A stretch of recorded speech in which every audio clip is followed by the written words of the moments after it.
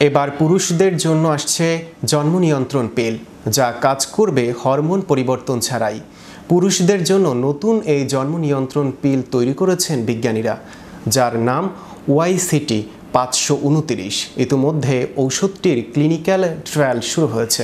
বিস্তারিত থাকছে ডেস্ক রিপোর্টে। এবার পুরুষদের জন্য আসছে জন্ম নিয়ন্ত্রণ পিল, যা কাজ করবে হরমোন পরিবর্তন ছাড়াই। পুরুষদের জন্য নতুন এই জন্ম নিয়ন্ত্রণ পিল তৈরি করেছেন বিজ্ঞানীরা। এর নাম YCT-529। ইতিমধ্যে ওষুধটির ক্লিনিক্যাল ট্রায়াল শুরু হয়েছে। বিজ্ঞানীরা এরই মধ্যে এই ওষুধটি ইঁদুর ও বানরের ওপর পরীক্ষা করে খুব ভালো ফলাফল পেয়েছেন। ওষুধটির শুক্রাণু তৈরি হওয়া কমিয়ে দিলেও শরীরের উপর এর তেমন কোনো খারাপ প্রভাব দেখা যায়নি।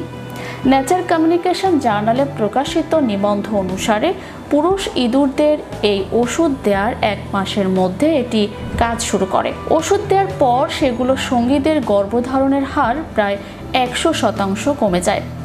পুরুষ বানরদের ক্ষেত্রে অবশ্য ওষুধের পরিমাণ বাড়াতে হয়েছে, তবে বানরের ক্ষেত্রেও শুক্রাণুর সংখ্যা দ্রুত কমে যায়, কোনো বড় সমস্যা ছাড়াই। ভালো খবর হলো, ওষুধটি বন্ধ করার পর প্রাণীরা আবার বাচ্চা জন্ম দেওয়ার ক্ষমতা ফিরে পায়। এই ওষুধটি 3টি গুরুত্বপূর্ণ হরমোনের মাত্রায় কোনো পরিবর্তন করে না। এই হরমোনগুলো শুক্রাণু তৈরির জন্য প্রয়োজনীয়। মেয়েদের হরমোন ভিত্তিক জন্ম নিয়ন্ত্রণ পিলের কিছু খারাপ দিক আছে, যেমন ওজন বেড়ে যাওয়া, মন খারাপ থাকা বা ব্যাড কোলেস্টেরল বেড়ে যাওয়া। আগে এমন সমস্যার কারণে কিছু ভালো ওষুধের ব্যবহারও বন্ধ করে দিতে হয়েছে। তাই বিজ্ঞানীরা এখন হরমোন ছাড়া অন্য পদ্ধতি খুঁজছেন। এই পদ্ধতিতে ভালো ফল পাওয়া যাচ্ছে বলে মনে হচ্ছে। YCT-529 এর প্রথম ধাপের পরীক্ষা শেষ হচ্ছে, যদিও এর চূড়ান্ত ফলাফল এখনও জানা যায়নি। তবে এটি সফল ছিল, তাই এখন দ্বিতীয় ধাপের পরীক্ষা শুরু হয়েছে। এই ধাপে দেখা হবে ওষুধটি কতটা নিরাপদ এবং কার্যকর। নিউজিল্যান্ডে 2024 সালের সেপ্টেম্বর মাসে এই পরীক্ষা শুরু হয়েছে।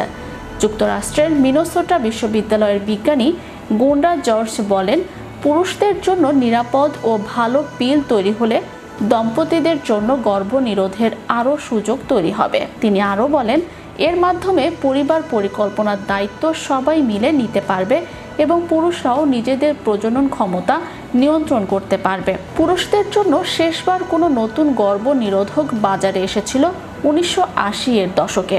তখন বিজ্ঞানীরা ছোট একটি অপারেশনের মাধ্যমে ভ্যাসেকটমি করার পদ্ধতি আবিষ্কার করেছিলেন।